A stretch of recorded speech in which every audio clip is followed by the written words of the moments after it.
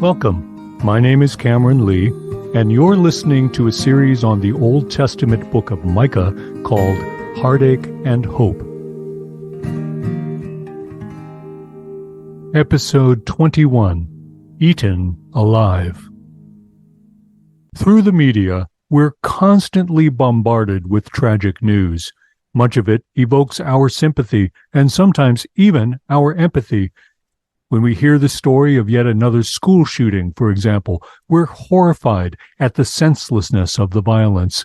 We grieve for the parents, for the community. We search out who was to blame, and we want to see justice done. But imagine for a moment that you are actually one of the parents who lost a child. You sent your little angel off to school that morning and got on with your day, fully anticipating the hour that your child would return home. Then the phone rang, and your whole world was turned inside out. Imagine now that you're in the courtroom, sitting in the gallery with other bereaved parents. There's no question as to the defendant's guilt. The evidence is conclusive. How do you feel as you look at the person who murdered your child, as you imagine the terror of their final minutes? How do the other parents feel? And what do you all want right then and there? Is it justice or revenge? Can we even separate the two? The point is that you want this person to get what he deserves, and you want it very, very badly. I don't mean to be maudlin, and I apologize if my words are triggering, but again, I want us to connect with Micah the prophet as a flesh and blood person. Being from the Shvela, the rural areas on the western side of Judah, he's witnessed injustice firsthand. He's seen how the poor and powerless, his neighbors, have been taken advantage of by the rich and powerful.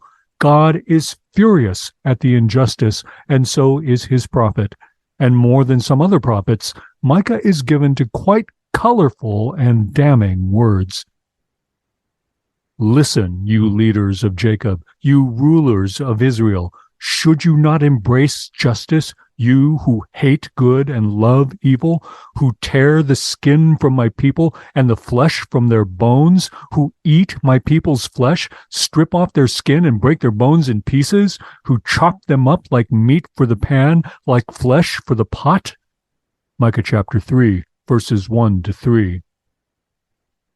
The word translated as rulers points to people whose role is to make judgments, and Micah will also speak of unjust judgment later in the chapter. Micah may therefore be referring to magistrates in the people's court, a tradition that went back all the way to the time of Moses. As we read in Exodus 18, all the people of Israel were bringing their disputes to Moses, and he was wearing himself out trying to decide them all. His father-in-law Jethro gave him a bit of wise advice. Don't try to do this on your own.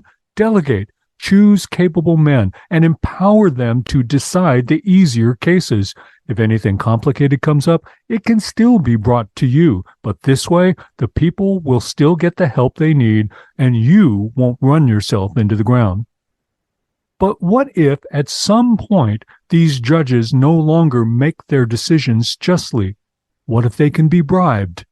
Again, go back to the earlier scenario. You're sitting in the courtroom, awaiting the verdict of the jury. The foreman stands up and says solemnly, "Not guilty." And that's when you realize everyone on the jury is a friend of the defendant. The American criminal justice system is set up in such a way that this kind of thing isn't supposed to happen, in theory. But unjust decisions are still made. The innocent are sent to prison, and the guilty go free. And with every wrong and biased decision, people cry out for justice. Micah's imagery is violent, extreme.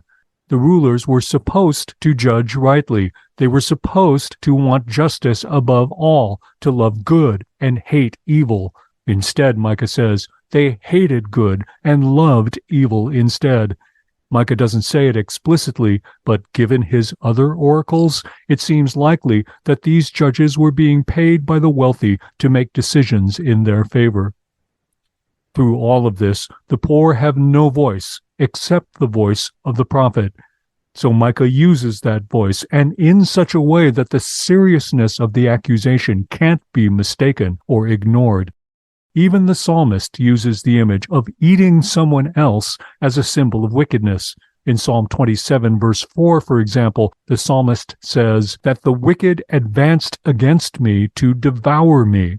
Micah takes that imagery and runs with it. And even today, we can speak of someone being chewed up or eaten alive by a rigged and unfair system. But the wicked will indeed get what's coming to them. Verse 4 describes yet another bit of poetic justice. Then they will cry out to the Lord, but he will not answer them. At that time he will hide his face from them because of the evil they have done. When the poor cried out, nobody helped. Nobody defended them against the injustice foisted upon them. And when these unjust judges get their comeuppance, they too will cry out, as if they truly believed themselves deserving of God's help. No, Micah says, God will turn away from them, from their evil. They will be on their own when disaster strikes. Will they listen? Why would they? After all, they have their very own prophets to reassure them that Micah is mistaken and that everything will be okay. But of course, Micah has an oracle for them, too.